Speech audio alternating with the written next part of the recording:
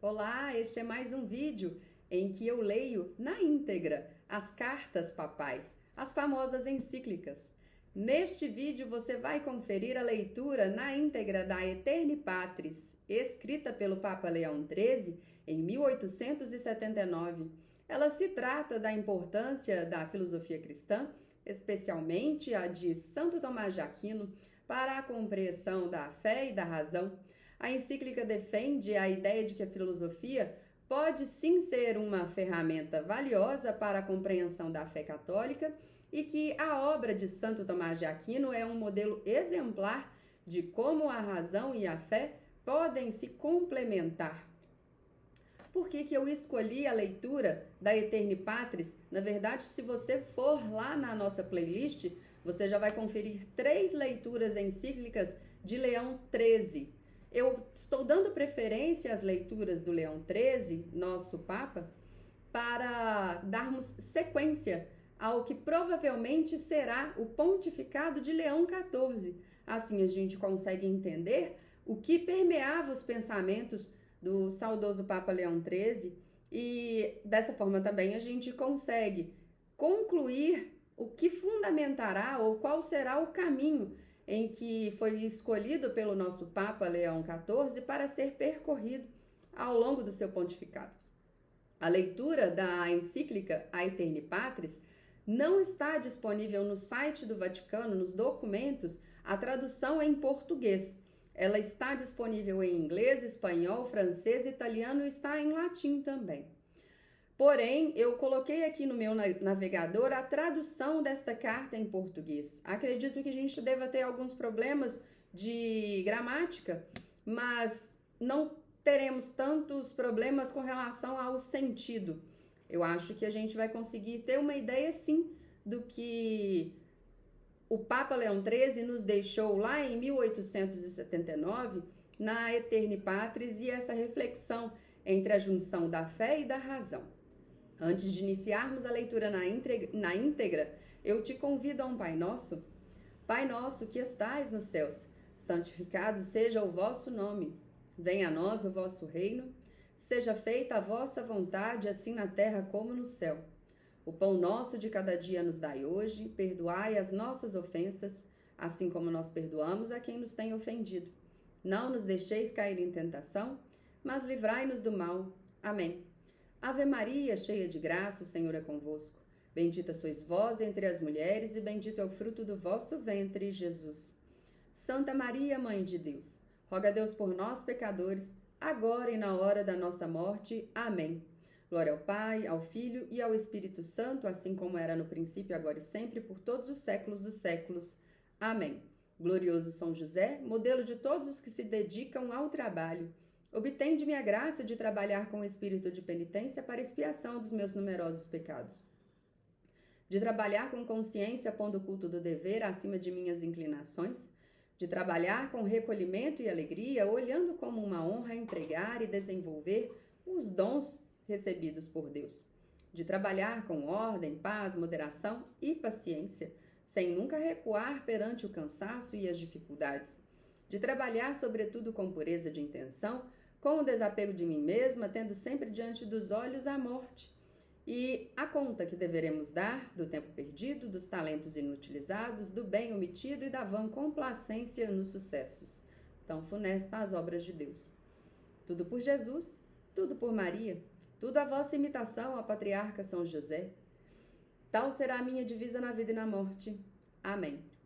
Essa é uma linda oração feita pelo Papa Pio X.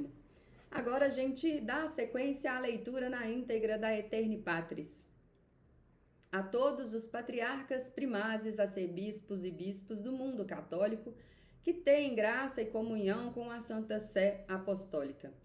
Veneráveis irmãos, saúde e bênçãos apostólicas. O Filho único do Pai Eterno, que apareceu na terra para trazer saúde e luz de sabedoria divina à humanidade, trouxe ao mundo um benefício grande e estupendo quando, prestes a subir ao céu, ordenou aos apóstolos que, indo para as nações, se afundassem. Eu acredito que seja aprofundassem, porque afundassem não dá o sentido. deixou a igreja fundada por ele mesmo como mestre universal e supremo dos povos. Pois os homens que foram salvos pela verdade, por meio da verdade, deveriam ser preservados. Nem os frutos das doutrinas celestes teriam durado por muito tempo, de onde a salvação deram o homem se Cristo Senhor não tivesse estabelecido um magistério infalível para estudar as mentes na fé. A igreja, então, confortada pelas promessas e inspirada pela caridade de seu divino autor, respondeu tão fielmente ao mandato que este sempre teve em vista, queria, acima de tudo, ensinar na religião e lutar sem trégua o erro. Aqui se relacionam as diligências vigilantes dos bispos individuais, aqui as leis e decretos dos concílios e, sobretudo, a diligência diária dos romanos pontífices, que, como sucessores do bem-beato Pedro, príncipe dos apóstolos na primazia, tem o direito e o dever de treinar os irmãos e consolidá-los na fé. E porque, como adverte o apóstolo, é fácil que, através da filosofia e da vã falácia, as mentes dos fiéis sejam enganadas e que a pureza da fé seja corrompida nelas, portanto, os pastores supremos da igreja sempre consideraram seu dever de fazer avançar por todos os meios, até mesmo a verdadeira ciência, e ao mesmo tempo providenciar com particular vigilância que, de acordo com a norma da fé católica, todas as disciplinas humanas fossem ensinadas em todos os lugares, mas especialmente a filosofia. Assinalamos brevemente isso, veneráveis irmãos, quando a todos vós nos dirigimos a palavra com a primeira carta encíclica, mas agora a importância da matéria e a condição dos tempos nos levam a tratar novamente convosco sobre o modo de conduzir os estudos de filosofia. Deve corresponder convenientemente ao bem da fé e à própria dignidade das ciências humanas.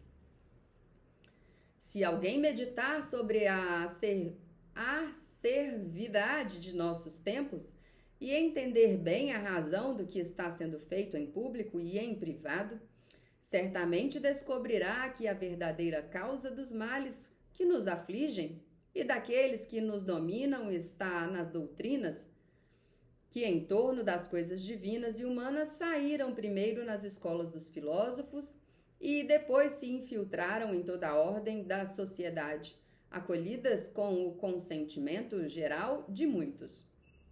De fato, sendo inerente à natureza ao homem que ele siga a razão ao operar, se o intelecto peca em alguma coisa, a vontade falha facilmente, Assim, acontece que as opiniões errôneas que se baseiam no intelecto influenciam as ações humanas e as pervertem.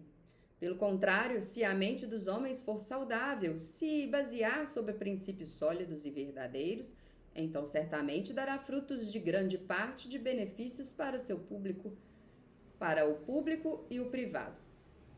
Certamente, não atribuímos à filosofia humana tanta força e tanta autoridade, a ponto de considerarmos que ela é capaz de manter longe e exterminar todos os erros.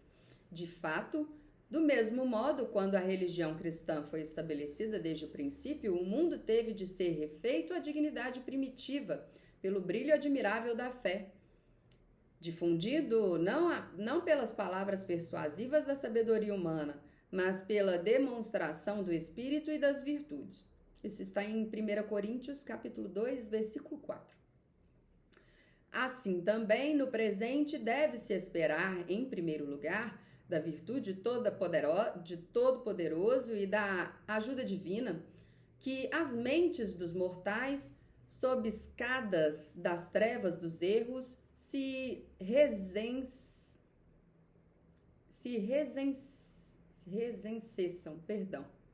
resenseçam.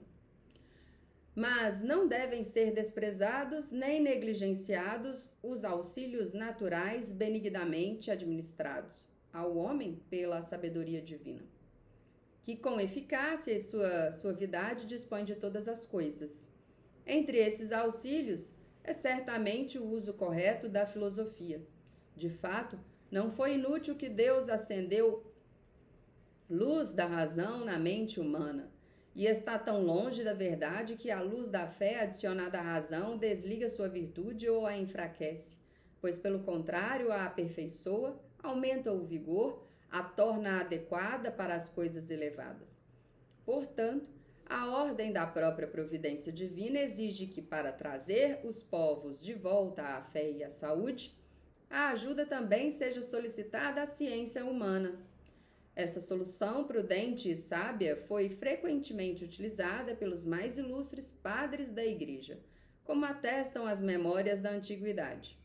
De fato, eles costumam dar razão muitas e muito importantes partes resumidas em palavras muito breves pelo grande Agostinho, que atribui a esta ciência o que a fé saudável tem princípio, nutrição, força e defesa. Em primeiro lugar, a filosofia, se é usada corretamente pelos sábios, serve de certa forma para pavimentar e fortalecer o caminho da verdadeira fé e para preparar convenientemente as almas de seus discípulos para receber a revelação, onde não sem razão foi dito pelos antigos, agora é instituição preparatória para a fé cristã. Ora, prelúdio, ajuda do cristianismo, agora guia para o evangelho. Certamente o Deus benigno, no que pertence às coisas divinas, com a luz da fé, não manifestou apenas aquelas verdades às quais a inteligência humana é incapaz de chegar, mas também manifestou algumas outras não totalmente impenetráveis pela razão, para que a autoridade divina imediatamente... Aqui deve ter algum erro na tradução. Para que para a autoridade divina imediatamente, sem mistura de erro, fossem evidentes para todos. Assim, algumas verdades, ou divinamente reveladas, ou intimamente ligadas ao ensino da fé, foram conhecidas com a escolta da razão natural, também pelos filósofos pagãos e pelos mesmos com seus próprios argumentos demonstrados e defendidos. Pois, como diz o apóstolo, as perfeições invisíveis dele desde a criação do mundo, compreendendo-se pelas coisas feitas, tornam-se visíveis, e assim também a sua potência e divindade eternas. Está em Romanos, capítulo 1, o versículo 20. E as pessoas que não têm lei mostram, no entanto, que as necessidades da lei está escrita em seus corações. Em Romanos 2, versículos 14 e 15. Agora, portanto, é muito apropriado direcionar para o bem e para o benefício da revelação essas verdades conhecidas pelos próprios filósofos pagãos, a fim de mostrar concretamente que até mesmo a sabedoria humana e os próprios adversários dão testemunho favorável à fé cristã. Constata-se que tal comportamento não foi introduzido recentemente, mas é antigo e frequentemente usado pelos santos padres da Igreja. Na verdade, essas veneráveis testemunhas e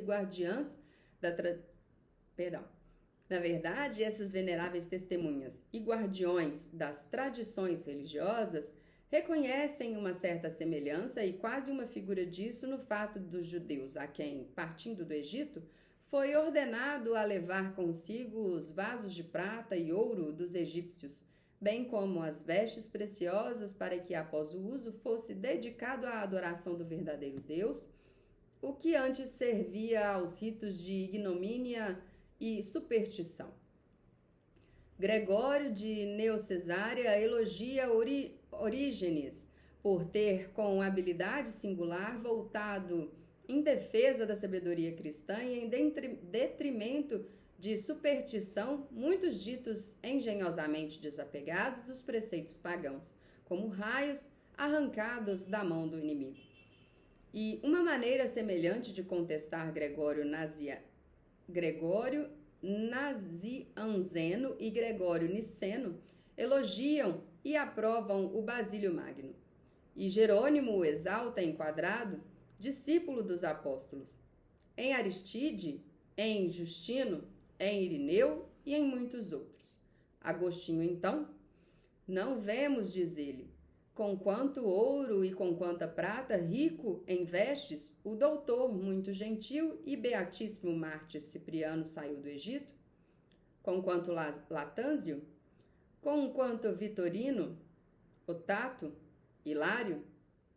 E silenciar os vivos com quantos inúmeros gregos? Se a razão natural deu essa rica dose de doutrina, antes de ser fertilizada pela virtude de Cristo, certamente produzirá muito mais abundante, desde que a graça do Salvador restaurou e aumentou suas forças nativas. E quem não vê como tal maneira de filosofar abre um caminho plano e fácil para a fé? Mas a utilidade que dele deriva não está limitada dentro desses limites. Em verdade, a sabedoria divina censura gravemente a tolice daqueles que, das coisas boas que se veem, não conheceram o que é, nem pela consideração das obras conheceram quem foi o artífice. Portanto, este grande e preclaro fruto é apagado em primeiro lugar pela razão humana, porque ela nos mostra ser um Deus. De fato, pela grandeza e beleza da criatura, será possível adivinhar seu Criador. Além disso, a razão mostra que Deus é individualmente excelente para a acumulação de todas as perfeições. Em primeiro lugar, pela sabedoria infinita, a qual nada pode ser escondido, e pela justiça suprema inacessível a qualquer perversidade. Portanto, Deus não é apenas verdadeiro, mas é a própria verdade, incapaz tanto de cair quanto de enganar. Daí segue-se claramente que a razão humana da fé e autoridade máximas à palavra de Deus. Da mesma forma, a razão declara a doutrina evangélica. Desde sua primeira origem, ela esfalou por sinais maravilhosos, por argumentos infalíveis de verdade certa, e que aqueles que acreditam no Evangelho não acreditam imprudentemente, como se fossem seguidores de fábulas, mas com obediência totalmente razoável, sujeitam o intelecto e seu julgamento à autoridade divina. Nem se deve estimar, a menos que a razão ponha em evidência, como a Igreja fundada por Cristo, de acordo com o que estabeleceu o Concílio do Vaticano, por sua admirável difusão, por sua exíma santidade e fecundidade inesgotável em todos os bens, por sua unidade católica e testemunho católico, e testemunho invicta. É um grande e perene motivo de credibilidade e testemunho irrefrável de sua missão divina. Postos desta forma, os fundamentos muito fortes, ainda se pede um uso contínuo e múltiplo da filosofia, para que a teologia sagrada assuma e vista a natureza, a forma e o caráter de verdadeira ciência. De fato, nesta disciplina, as mais nobres de todas, é extremamente necessário que as muitas e diferentes partes das doutrinas celestiais se conectem como um só corpo, para que, colocadas ordenadamente em seu lugar e derivadas de cada uma de seus princípios, estejam em harmonia adequada entre si, e finalmente todas e individuais sejam confirmadas com seus próprios invencíveis argumentos. Não devem ser silenciados nem subestimados o conhecimento mais amplo das coisas que se acredita e a compreensão um pouco mais clara, na medida do possível, dos próprios mistérios da fé, que Agostinho e os outros padres elogiaram e estudaram, alcançar o que o próprio Concílio Vaticano julgou muito frutífero. A esse conhecimento e compreensão, sem dúvida, mais ampla e mais facilmente chegam àqueles que a integridade da vida e o amor ardente da fé unem uma mente erudita nas ciências filosóficas. Tanto mais que, de acordo com os ensinamentos do próprio Concílio Vaticano, a compreensão destes dogmas deve ser derivada tanto da analogia das coisas que naturalmente se conhecem, quanto do nexo dos próprios mistérios entre eles e com o último fim do homem. Finalmente, cabe à filosofia defender com toda a diligência as verdades divinas reveladas e se opor àqueles que ousam encontrá-las. Portanto, A filosofia é considerada um baluarte da fé e um bastião seguro da religião. A doutrina do Salvador, como atesta Clemente Alexandrino, é certamente perfeita em si mesma e não precisa de nenhuma ajuda, sendo virtude e sabedoria de Deus. A filosofia grega, ao se juntar a ela, não torna a verdade mais poderosa, mas enfraquece os argumentos dos sofistas contra ela e rejeita as armadilhas enganosas contra a verdade. Portanto, foi chamada de sebe da vinha e trincheira da necessidade. Na verdade, como os inimigos do nome católico, querendo lutar contra a religião, na maioria das vezes tomam da filosofia os instrumentos de sua guerra. Assim, os defensores da doutrina sagrada extraem do seio da filosofia muitas coisas em defesa das verdades reveladas. Também não é de ser considerado um pequeno triunfo para a fé cristã que as armas inimigas, laboriosamente encontradas pela razão humana para prejudicá-las, sejam rejeitadas pela mesma razão de forma eficaz e fácil. Esta forma de combate religioso, usada pelo próprio apóstolo dos gentios, é lembrada por São Jerônimo na Carta Magna. Paludice do exército cristão e orator invicto, tratando a causa do Cristo revoltada com a arte no argumento da fé, também uma epígrafe aleatória, já que havia aprendido com o verdadeiro Davi a arrancar a espada das mãos dos inimigos e cortar a cabeça da soberba de Golias com o seu próprio ferro. Aqui a gente deve ter algum problema na conversão para o português, mas dá sim a entender, né, a carta que São Jerônimo escreveu com relação à revolta com a arte do argumento. Voltando aqui. A própria Igreja não apenas aconselha os professores católicos a obter esta ajuda da filosofia, mas também a ordena abertamente. De fato, o Concílio de Latrão, depois de ter definido ser completamente falsa qualquer afirmação contrária à fé esclarecida, a verdade da fé esclarecida, porque a verdade não pode contradizer a verdade, instenta aos doutores em filosofia que pratiquem diligentemente na refutação dos argumentos falaciosos, sendo certo, como atesta Agostinho, que se a razão que se usa é contra a autoridade divina, como atesta Agostinho, que se a razão que se usa é contra a autoridade da divina escritura, por exemplo, é aguda, engana sobre a aparência da verdade, porque é impossível que seja verdadeira. Mas para que a filosofia seja capaz de trazer esses preciosos frutos, que lembramos, é absolutamente necessário que nunca saia do caminho já tomado pelos venerados padres da antiguidade e aprovado pelo Concílio Vaticano com seu solene e autoritário sufrágio.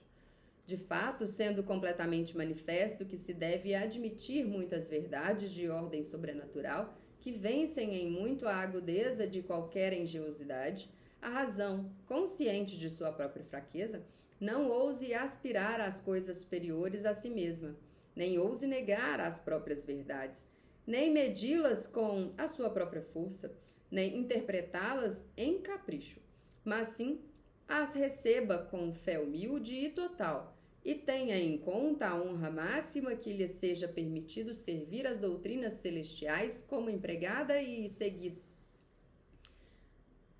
seguidora, obter por favor divino de alguma forma o conhecimento. Quanto aos capítulos da doutrina que a inteligência humana pode naturalmente compreender, é muito certo que a filosofia use para eles seu método, seus princípios, seus argumentos. Não tanto, no entanto, que pareça corajosamente querer escapar da autoridade divina. Na verdade, sendo fora de qualquer dúvida que as coisas manifestadas pela revelação são infalivelmente verdadeiras, e que aquelas que contradizem a fé se opõem igualmente à razão correta, o filósofo católico sabe que faria uma injúria à fé, simultaneamente à razão, se abraçasse uma conclusão reconhecida contrariar a doutrina revelada. Sabemos com certeza que não faltam aqueles que, magnificando excessivamente as faculdades da natureza humana, afirmam que a inteligência do homem, um barão que se submete à autoridade divina, decai de sua dignidade natural e, como rebaixada sobre o jugo da servidão, é retratada e impedida no seu caminho de aproximação ao... Aqui também devemos ter outro erro, mas ao caminho de aproximação da verdade e da grandeza. Mas essa afirmação, tão cheia de erro e de engano, e finalmente visam isto que os homens em plenitude de tolice, e não sem culpa da ingratidão, rejeitem as verdades mais sublimes e rejeitem espontaneamente o benefício divino da fé, da qual brotaram em benefício da sociedade as fontes de todos os bens. De fato, como a mente humana está confinada dentro de certos limites, bastante apertados, ela está muito sujeita à ignorância e ao erro. Pelo contrário, a fé cristã, apoiando-se na autoridade de Deus, é uma professora muito certa da verdade. Ninguém seguindo-a é preso aos laços do erro, nem atingido pelas ondas de opiniões incertas. Por isso, aqueles que unem ao estudo da filosofia com a delícia da fé cristã são excelentes filósofos, pois luz das verdades divinas acolhido na alma beneficia a mesma inteligência a qual, em virtude dela, não apenas nada é tirado da dignidade, mas muito, na verdade, acrescenta nobreza, certeza, perspicácia. E quando eles, ao refutar as opiniões que são contrárias à fé e ao provar aquelas que concordam com a mesma, usam a força de sua engenhosidade, fazem uso digno e útil da razão. De fato, no primeiro, eles reconhecem as causas dos erros e conhecem o vício dos argumentos em que se baseiam. E no segundo, chegam a encontrar as razões convincentes para demonstrá-los solidariamente e argumentá-los em cada ensaio.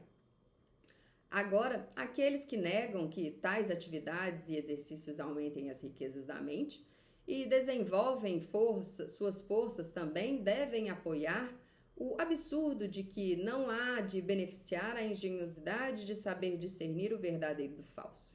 Portanto, o Concílio do Vaticano, com razão, lembra com as seguintes palavras os ensínios benefícios dados à razão pela fé. A fé liberta e preserva a razão dos erros e a enriquece com muitos conhecimentos. Portanto, o homem, se estivesse em si, não deveria acusar a fé como inimiga da razão das verdades naturais, mas sim com prazer deve ser grato e dar graças a Deus, porque entre as muitas causas de ignorância e em meio às ondas de erros, ele brilhou a santíssima fé que, quase amiga estrela, com toda segurança lhe aponta o porto da verdade. Se veneráveis irmãos olharem para a história da filosofia, verão que o que dissemos é confirmado pelos fatos. Entre os filósofos antigos que não tiveram o benefício da fé, mesmo aqueles que eram considerados os mais sábios de muitas coisas erraram mal. De fato, você sabe bem o quanto muitas vezes eles misturaram com algumas verdades opiniões falsas e absurdas, duvidosas e incertas sobre a natureza divina e a primeira origem das coisas. Em torno do governo do mundo e do conhecimento de Deus Em torno do governo do mundo e do conhecimento que Deus tem sobre o futuro, em torno do princípio e a causa dos males, em torno do fim último do homem e da felicidade eterna, em torno das virtudes e vícios, e de outras doutrinas do conhecimento verdadeiro e seguro das quais não há mais necessário para o homem. Por outro lado, os primeiros padres e doutores da Igreja que entenderam bem que, por conselho divino, o verdadeiro restaurador também da ciência humana é Cristo, que é a virtude da sabedoria de Deus e no qual estão escondidos todos os tesouros da sabedoria e da ciência. Estudaram profundamente os livros dos antigos filósofos e compararam suas teses com as doutrinas reveladas. E descrebentando-as com cautela, aceitaram aquelas que foram ditas de acordo com a verdade pensadas sabiamente, corrigindo ou rejeitando todas as outras. Uma vez que prodigalíssimo Deus, como contra a crueldade dos tiranos, suscitou para a defesa da igreja muitos fortes mártires pródigos de sua grande alma, assim os falsos filósofos e aos hereges se opôs a homens superiores por sabedoria para que defendessem o tesouro das verdades reveladas também com a ajuda da razão humana. Portanto, desde os primórdios da Igreja, a doutrina católica tinha adversários muito orgulhosos, que, disfarçando os dogmas e os costumes dos cristãos, afirmavam que existiam mais deuses, que a matéria do mundo não tinha tido nem princípio nem causa, e que o curso das coisas era conduzido por uma força cega e por uma necessidade fatal, não governado pelos conselhos da divina providência. Em verdade, os sábios que chamamos de apologistas foram prontamente contra os mestres destas doutrinas loucas, que com a escolta da fé também usaram as provas da sabedoria humana para demonstrar que um único Deus deve ser admitido e honrado, eminente em todos os tipos de perfeições. Todas as coisas, por causa da sua onipotência, são retiradas do nada. Por sua sabedoria, eles têm força e são movidos, direcionados aos seus próprios fins. Entre eles é o primeiro lugar de São Justino Mártir, que, depois de ter visitado as famosas academias dos gregos, a fim de avaliá-las e depois de ter conhecido, como ele mesmo confessa, que a verdade só pode ser obtida com segurança pelas doutrinas reveladas, abraçou-as com todo o ardor da alma, expurgou-as das calúnias, defendeu-as com a força e eloquência junto aos imperadores romanos, e não poucas declarações dos filósofos gregos concordaram com elas. O que Quadrado, Aristide, Hermínia e Atenágora também fizeram excelentemente ao mesmo tempo. Nem o invito mártir e pontífice da Igreja de Lyon, Santo Irineu, que, refutando extenuamente as opiniões perversas dos orientais, espalhadas pelo Império Romano por obra dos gnósticos, explicou, de acordo com o testemunho de Jerônimo, as origens das heresias individuais e de quais fontes elas surgiram. Ninguém ignora as disputas de Clemente de Alexandria, recordadas com grande honra pelo próprio Jerônimo nestes termos. O que há nelas de escrito não é erudito? Que não é tirado do seio da filosofia? Com incrível variedade, ele raciocinou sobre muitas coisas, todas muito úteis para redigir a história da filosofia, para exercer corretamente a dialética e para fornecer a concórdia da razão com a fé. Orígenes, famoso pelo magistério realizado na escola de Alexandria, muito erudito nas doutrinas dos gregos e dos orientais, seguiu publicando muitos volumes, todos de grande estudo, miravelmente oportunos para comentar as Sagradas Escrituras e ilustrar os sagrados dogmas. Embora não sejam de forma alguma isentos de erros, pelo menos como são lidos agora, também contêm uma grande quantidade de sentenças que aumentam o número e a certeza das verdades naturais. Tertuliano luta contra os hereges com a autoridade das sagradas cartas. Contra os filósofos, mudou o gênero das armas com a filosofia. E os refuta, com tanta agudeza de engenhosidade e com tanta erudição de poder, com toda a confiança, dizer-lhes publicamente: nem quanto à doutrina, nem quanto ao ensino, como vocês acreditam, vocês são iguais. Também Arnóbio, com os livros publicados contra os gentios, e Latâncio, especialmente, com suas instituições divinas, corajosamente estudaram, com igual eloquência e força, a ensinar aos homens os dogmas e preceitos da sabedoria católica, não derrubando a filosofia, como os acadêmicos costumam fazer, mas refutando os adversários em parte com suas próprias armas e em parte com aquelas tiradas das disenções que surgiram entre eles. As coisas então que o grande Atanásio e Crisóstomo, príncipe dos oradores, nos deixaram os escritos sobre a alma humana, sobre os atributos divinos e em torno de outras questões muito importantes, são por julgamento unânime tão excelentes que nada parece ser adicionado à sutileza e à copiosidade desses textos.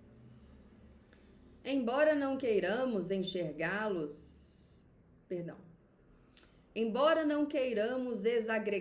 todos em um a um, ao número dessas somas das quais se fez menção, acrescentamos o grande Basílio e um ou outro Gregório, que, tendo saído de Atenas, sede de toda a cultura humanística, abundantemente fornecidos com todos os instrumentos filosóficos, usaram para refutar os areges e para ensinar os fiéis a doutrina que haviam obtido com o estudo ardente. Mas parecia que Agostinho tirou a palma de todos que, dotado de engenhosidade muito robusta e extremamente preparado nas disciplinas sagradas e profanas, lutou bravamente contra todos os erros de sua idade com a maior fé e com a mesma doutrina. Que ponto da filosofia ele não tocou? Na verdade, qual não aprofundou com maior diligência, ou quando explicou aos fiéis os mistérios mais elevados da fé e os defendeu contra os ataques tolos dos adversários, ou quando, aniquilados as loucuras dos acadêmicos e dos maniqueístas, salvou os fundamentos e a solidez da ciência humana, ou quando foi buscando a razão, a origem ou as causas daqueles males onde os homens estão perturbados? Quão amplamente e com que sutileza ele não disputou em torno dos anjos, da alma e da mente humana, da vontade do livre-arbítrio, da religião e da vida abençoada, do tempo e da eternidade e, finalmente, da própria natureza dos corpos mutáveis? Após este tempo, João Damasceno no Oriente, colocado no caminho de Basílio e de Gregório Nazianzeno, e Boécio e Anselmo no Oriente, seguindo os pastros de... Aqui está escrito pastros, mas deve ser passos. Seguindo os passos de Agostinho, enriqueceram muito o patrimônio da filosofia.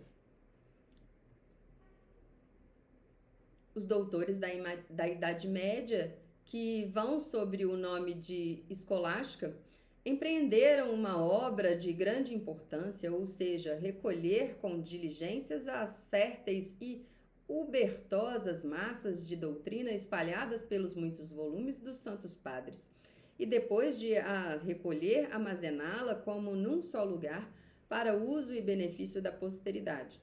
Mas qual for a origem, a natureza e a excelência da escolástica, queremos, veneráveis irmãos, aqui declará-la mais amplamente com as palavras do muito sábio nosso predecessor, Papa Sisto V, por dom divino daquele que apenas dá o espírito da ciência e da sabedoria e que ao longo dos séculos enche sua igreja com novos benefícios de acordo com a necessidade, e a equipa com novos presidiários, foi encontrada por nossos maiores, muito sábios homens, a teologia escolar, que em particular os dois gloriosos doutores, o angélico São Tomás e o seráfico São Boaventura, professores muito claros desta faculdade, cultivaram e ilustraram com excelente engenhosidade, com estudo assíduo, com grandes trabalhos e longas vigílias, e o deixaram para a posteridade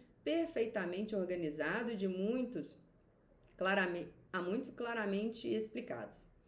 Certamente o conhecimento e o exercício de uma ciência tão saudável, que deriva das fontes abundantes das divinas cartas, dos sumos pontífices, dos santos padres e dos concílios, puderam, sem dúvida, sempre trazer grande ajuda à Igreja, tanto para entender e interpretar de acordo com seu verdadeiro e franco sentido as próprias Escrituras, seja também para ler e explicar com maior confiança e com maior utilidade os padres, seja para descobrir e refutar os vários erros e heresias. Nestes últimos tempos em que chegaram aqueles dias perigosos descritos pelo apóstolo, e homens blasfemos, soberbos e sedutores avançam de mal a pior, errando a si mesmos e arrastando os outros para o erro. Certamente é mais do que necessária para confirmar os dogmas da fé católica e para rebater as heresias. Essas palavras, embora pareçam se referir apenas à teologia escolar, devem ser claramente entendidas como ditas também para a filosofia e seus dotes. Já que aqueles dotes claros que tornam a teologia escolástica tão terrível para os inimigos da verdade, ou seja, como acrescenta o próprio pontífice, aquela concatenação das coisas e suas causas entre si, aquela ordem e essa disposição como soldados emplacados em batalha, aquelas claras definições e distinções, aquela solidez de argumentos e aquelas disputas muito sutis para as quais a luz é separada das trevas e o verdadeiro do falso, as mentiras dos heretes, envolvidas por muitos enganos e intrigas, como se suas vestes fossem arrancadas, são manifestadas e expostas. Estas preclare e dotes maravilhosos, digamos, devem ser atribuídos ao uso correto dessa filosofia, da qual os professores da escola se usaram com muita frequência de propósito e com entendimento sábio, mesmo nas disputas da teologia. Além disso, sendo uma singularidade própria dos teólogos escolares ter unido entre eles com um nó muito estreito entre a ciência humana e a divina, certamente a teologia na qual eles foram excelentes não teria sido comprada na opinião dos homens tanta honra e tanto louvor se eles tivessem usado uma filosofia mongeira, imperfeita ou leve. Na verdade, acima de todos os doutores escolares, emerge como dulce e mestre Santo Tomás de Aquino, que, como adverte o cardeal Gaetano, porque manteve em suma veneração os antigos médicos sagrados, talvez seja métodos sagrados, porque manteve em suma veneração os antigos métodos sagrados, por isso teve em sorte, de certa forma, a inteligência de todos. Suas doutrinas, como membros de mesmo corpo espalhados aqui e ali, recolheu e compôs um todo, organizou-as com uma ordem maravilhosa e aumentou-as com grandes adições, de modo a merecer ser considerado guarnição singular e honra da Igreja Católica. Ele, de engenhosidade dócil e afiado, de memória fácil e tenaz, de vida íntegra, amante exclusivamente da verdade, muito rico da ciência divina e humana como o sol, aqueceu o mundo com o calor de suas virtudes e encheu do esplendor a sua doutrina. Não há área da filosofia que ele não tenha tratado de forma aguda e sólida, porque ele contestou as leis da dialética, de Deus e das substâncias incorpóreas, do homem e de outras coisas sensíveis, dos atos humanos e de seus princípios, de modo que nele não resta a desejar nem a copiosa messa de questões, nem uma ordem conveniente de partes, nem um excelente método de proceder, nem uma firmeza de princípios ou uma força de argumentos, nem uma clareza ou propriedade de dizer, nem facilidade de explicar qualquer matéria mais abstrusa. A isso se acrescenta ainda que o angélico doutor especulou as conclusões filosóficas nas razões íntimas das coisas e nos princípios muito universais em que seu seio mantém as sementes da verdade quase infinitas e que em tempo oportuno teriam sido germinado com frutos muito abundantes por mestres sucessivos. Tendo usado esta maneira de filosofar também para refutar os erros, ele conseguiu assim que ele tivesse erradicado sozinho todos os erros dos tempos passados e que tivesse fornecido armas muito poderosas para acabar com aqueles com uma redação perpétua surgiriam depois dele. Além disso, ele distinguiu cuidadosamente como convém a razão da fé, mas apertando uma e a outra em consórcio amigável, de ambos manteve os direitos inteiros e a dignidade intacta, de modo que a razão, levada ao auge da sua grandeza nas asas de São Tomás, quase se despere de subir mais alto. E a fé dificilmente pode prometer a si própria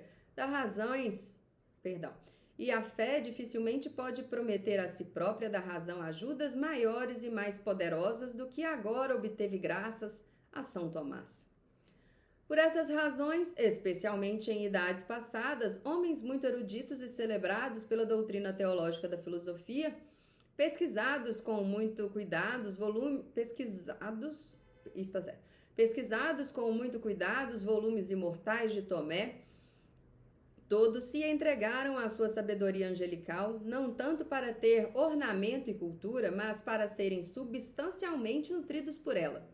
Sabe-se que quase todos os fundadores, legisladores das ordens religiosas instaram seus seguidores a estudar as doutrinas de Santo Tomás e a aderi-las com maior fidelidade, assegurando-se de que ninguém seja impune a partir nem em ponto dos passos do Santo Doutor. Para não falar da ordem dominicana, que por seu próprio direito honra este mestre, os beneditinos, os carmelitas, os agostinianos, a Companhia de Jesus e muitos outros também são obrigados por esta lei, como atestam seus estatutos específicos. E aqui, com grande deleito, o pensamento corre para aquelas célebres academias e escolas que outrora floresceram na Europa, aquelas, ou seja, de Paris, Salamanca, de Alcalá, de Douai, de Toulouse, de Louvain, de Pádua, de Bolonha, de Nápoles, de Coimbra e muitas outras. Ninguém ignora que o nome dessas academias cresceu de alguma forma com o tempo e que em muitos negócios mais jovens, suas respostas tiveram um grande peso para todos. Agora, não é menos certo que naquelas grandes sedes do conhecimento humano, Tomé tinha um lugar como príncipe em seu próprio reino e que as almas de todos, quer mestres, quer discípulos, se encontrassem plenamente com maravilhoso acordo no magistério e na autoridade de Aquina. Mas, o que mais importa, os romanos pontífices, nossos antecessores, exaltaram a sabedoria de Tomás de Aquino com manifestações singulares de louvor e com amplos testemunhos. De fato, Clemente VI, Nicolau V, Bento XIII e outros atestam que toda a Igreja é ilustrada por suas maravilhosas doutrinas. São Pio V, então, confessa que, graças à mesma doutrina, as heresias vencidas e confusas se dispersam como neblina e que todo o mundo se salva todos os dias por seu mérito da praga dos erros.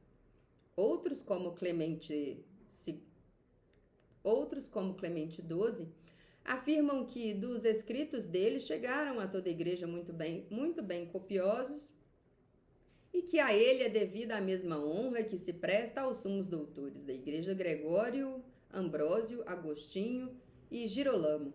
Outros finalmente não hesitaram em oferecê-lo às academias e aos grandes liceus como um exemplo e um professor a seguir com confiança. Para confirmar isso, parece-nos muito digna de ser lembrada as seguintes palavras do Beato Urbano V na Academia de Toulouse. Queremos e, em virtude do presente, impomos a você que você siga a doutrina do Beato Tomás como verdadeira e católica e que você a estude com todas as suas forças para expandi-la. Posteriormente, Inocêncio XII na Universidade de Louvain e Bento XIV no Colégio Dionísio perto de Granada renovaram o exemplo de Urbano. Mas a estes julgamentos dos sumos pontífices sobre Tomás de Aquino coloca como uma coroa o testemunho de Inocêncio VI. A doutrina de Tomás possui acima de todas as outras, com exceção da canônica, a propriedade das palavras, a forma de dizer, a verdade das sentenças. de modo que nunca aconteceu que aqueles que professaram se desviaram da verdade. E sempre houve suspeitas sobre a verdade àqueles que a impugnaram. Os próprios concílios ecumênicos, nos quais brilha a flor da sabedoria colhida de todo o universo, trabalharam para honrar de maneira singular Tomás de Aquino.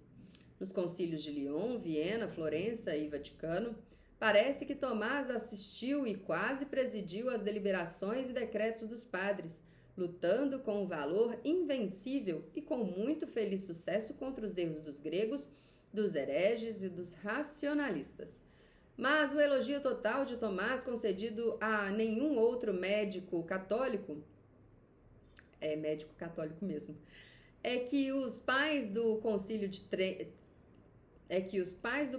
tridentino queriam que no meio da sala de aula, juntamente com os códigos da Sagrada Escritura e os decretos dos romanos pontífices, também fosse aberta no altar a soma de Tomás de Aquino para derivar conselhos, razões e sentenças. Finalmente, também pareceu reservado a um homem tão incomparável a palma de arrancar de boca os mesmos inimigos do nome católico deleites, elogios e admiração. De fato, é bem conhecido que entre os líderes das facções heréticas não faltaram aqueles que confessaram publicamente que, uma vez que a doutrina de Tomás foi retirada do caminho, eles poderiam facilmente enfrentar todos os médicos católicos, vencê-los, aniquilar a igreja. Esperança vária, sem dúvida, mas não testemunho vão. Por estes fatos e por essas causas, veneráveis irmãos, cada vez que voltamos nossos olhos para a bondade, a força e as vantagens preclaras de seus ensinamentos filosóficos, que nossos maiores tinham em particular amor, julgamos que nos comprometemos desaconselháveis, que nem sempre, nem em todos os lugares, a honra que lhe era devida foi preservada, tanto mais que era bem conhecido como uma longa experiência. O julgamento de homens superiores, e que vale acima de tudo o sufrágio da igreja, haviam favorecido a filosofia escolar.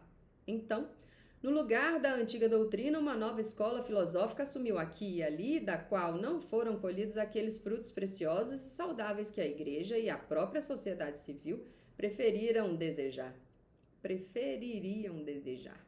De fato, os esforços nos novatores dos séculos XVI gostaram de filosofar sem a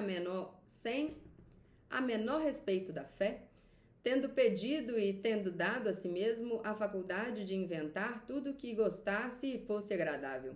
Então, como era muito natural, as várias formas de filosofar se multiplicaram mais do que deveriam, e teorias diferentes e contraditas surgiram, inclusive em torno daquelas coisas que são fundamentais nas condições humanas, nas cognições humanas.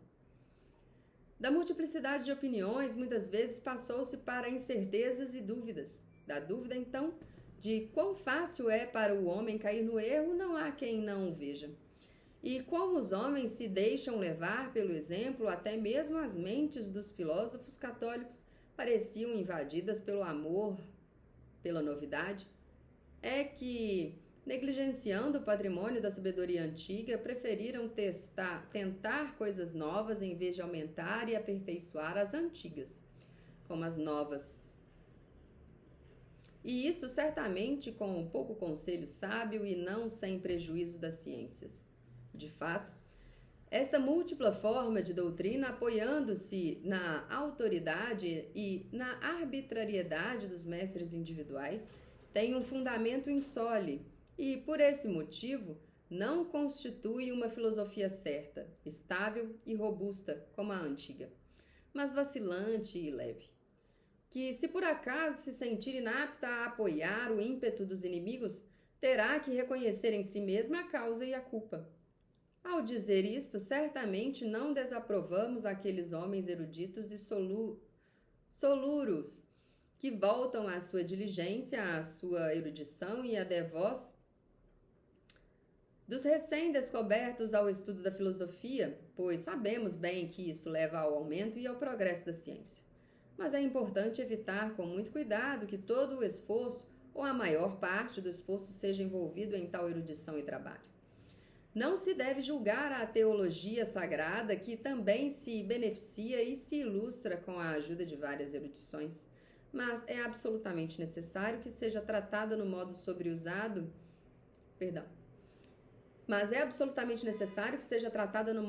nobre usado pelos escolásticos, para que, unidas nelas, as forças da razão e da revelação continuem a ser o defensor invencível da fé.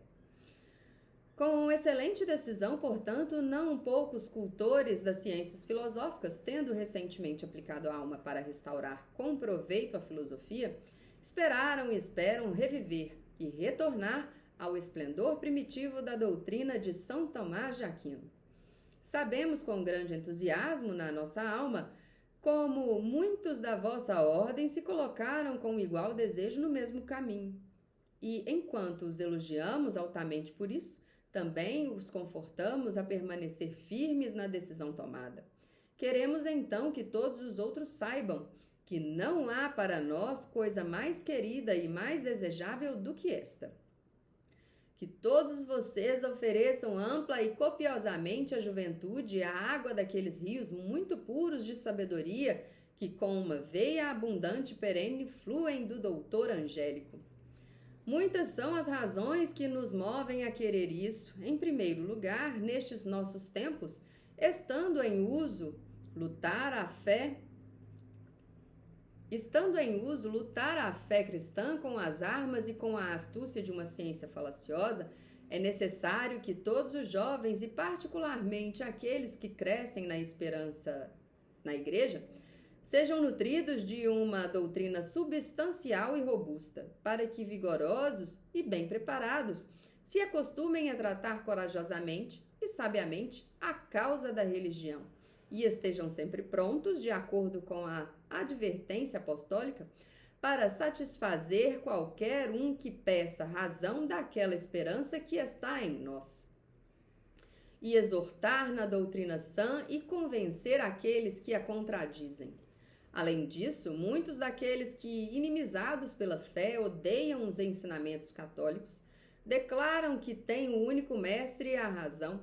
Para curá-los e trazê-los de volta à graça com a fé católica, acreditamos que, após a ajuda sobrenatural de Deus, não há meio mais apropriado do que a sólida doutrina dos padres e dos escolásticos, que demonstram os fundamentos muito sólidos da fé, a sua origem divina, a verdade inconfundível, os argumentos que a sustentam, os benefícios trazidos à humanidade e a sua perfeita harmonia com a razão, trazendo tanta evidência e tanta força que é excessivamente suficiente para dobrar os ânimos ainda mais retrós e obstinados.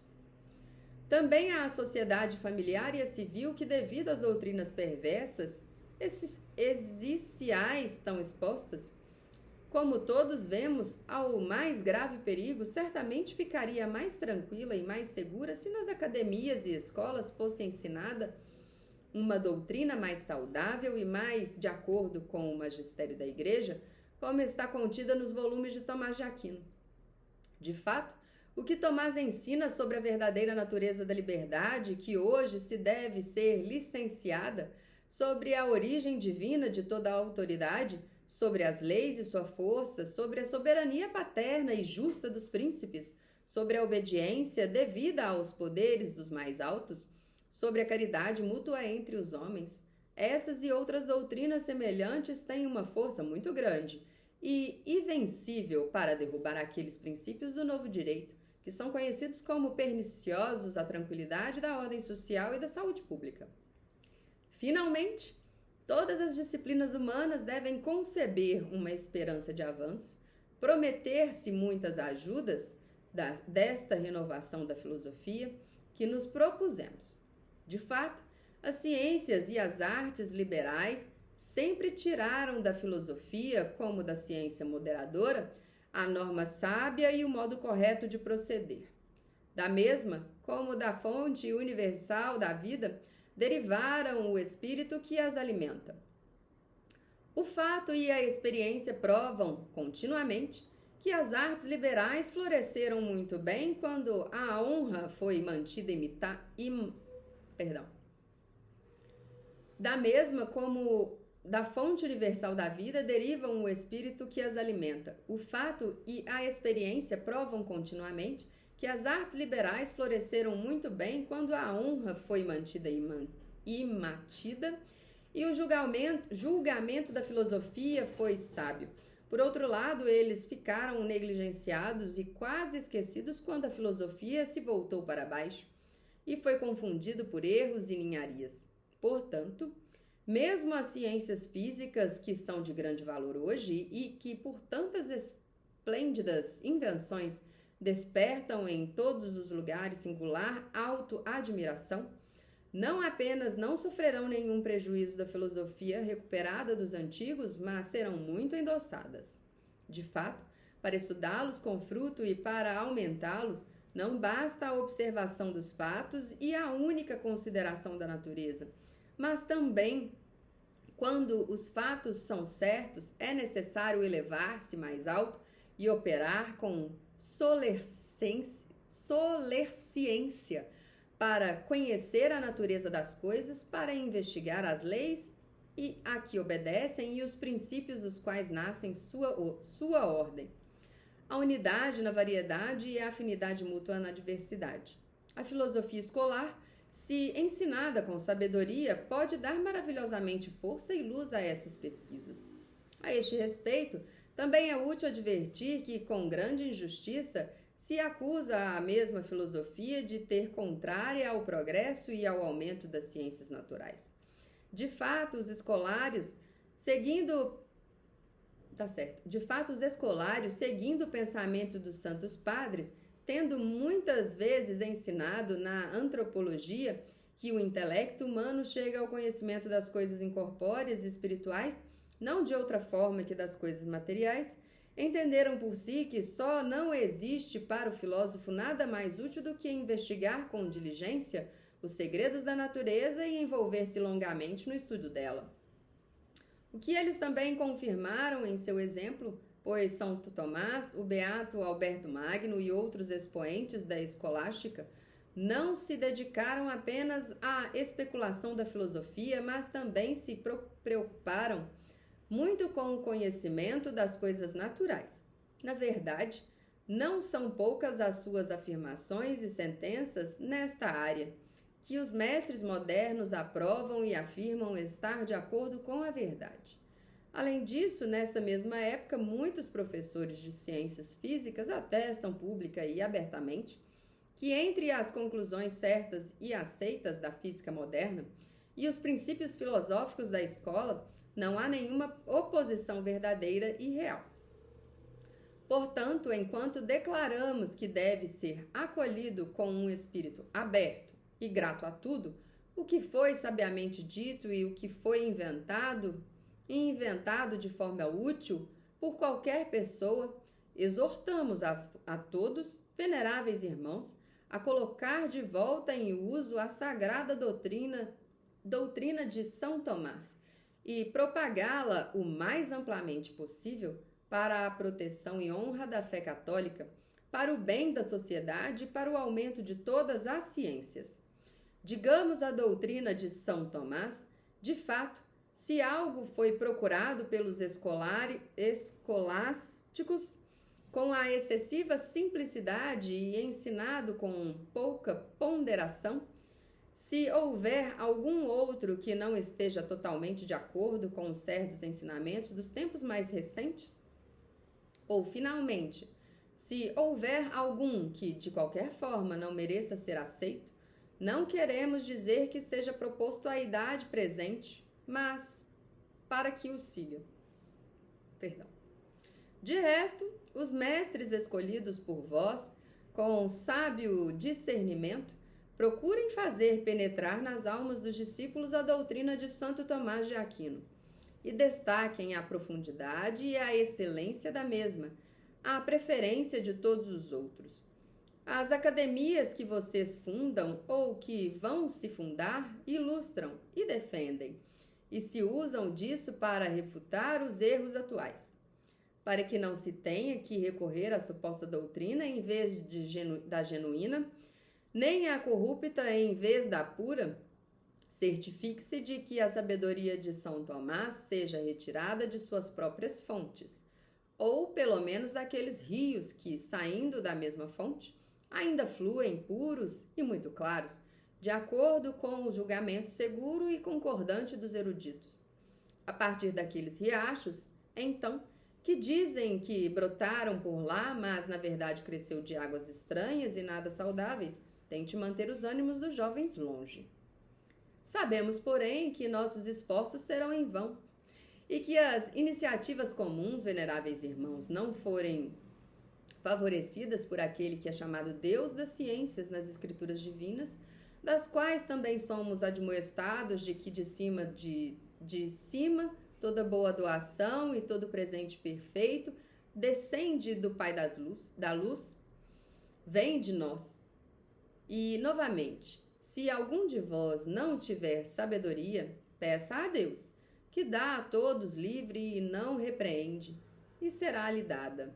Portanto, também nisso tomamos, por exemplo, o doutor Angélico, que nunca começou a ensinar ou escrever, a não ser depois de se propiciar a Deus com as orações, e que francamente confessou que havia adquirido tudo o que sabia, não tanto através de seu próprio estudo e seu próprio esforço, mas como por favor divino. Portanto, com humilde e concordância, imploramos todos juntos a Deus para que, sobre os filhos da Igreja, derrame o espírito da ciência e do intelecto e lhes abra a capacidade de entender a sabedoria. A fim de obter os frutos da bondade divina mais abundantes, o patrocínio muito eficaz da bem-aventurada Virgem Maria, que é chamada da sede da sabedoria, é apresentada a Deus e, juntamente com os intercessores, o bem-aventurado José, o mais puro noivo da Virgem, e os sumos apóstolos Pedro e Paulo, que com a verdade renovaram o mundo corrompido pelo contágio impuro dos erros e o encheram da luz da sabedoria celeste. Finalmente, confortados pela esperança do socorro divino e confiando em vosso cuidado pastoral, a vós, veneráveis irmãos, a todo o clero e ao povo, confiado a cada um em particular, como auspício dos favores celestes e como penhor de nossa singular benevolência, impartimos, com todo o carinho, no Senhor a bênção apostólica. Dado em Roma, perto de São Pedro, em 4 de agosto de 1879, segundo ano de nosso pontificado. Papa Leão XIII. Maravilhoso discurso, né? Maravilhosa tecelagem dos argumentos de por que devemos, primeiramente, recorrer a Deus, para que Ele nos conceda a sabedoria, nos conceda o dom da ciência e da inteligência, para que consigamos compreender a mensagem de nosso Senhor. Ele trata também, né, da importância da filosofia, alinhavando a fé e a razão, e dando muita importância também à verificação das fontes, para que não se propaguem aí as famosas fake news que hoje, né, nos dias atuais, nós conhecemos. Então, muito importante recorrer às fontes naquilo que se deseja ensinar e que tomemos Santo Tomás de Aquino, principalmente os nossos professores, os nossos governantes, para que, né, instituam aí a ciência católica nas nossas escolas, para que nossas crianças cresçam ainda mais enraizadas na fé cristã. Ficamos por aqui nesta leitura. Se de alguma forma você gostou, perdão pelos erros, né? Pela também tradução aqui que foi imposta em português pela minha ferramenta. Se você gostou de alguma forma, se quer usar deste vídeo também para propagar o seu apostolado para o nosso Senhor, fique à vontade. Glória ao Pai, ao Filho e ao Espírito Santo, assim como era no princípio, agora e sempre, por todos os séculos dos séculos. Amém.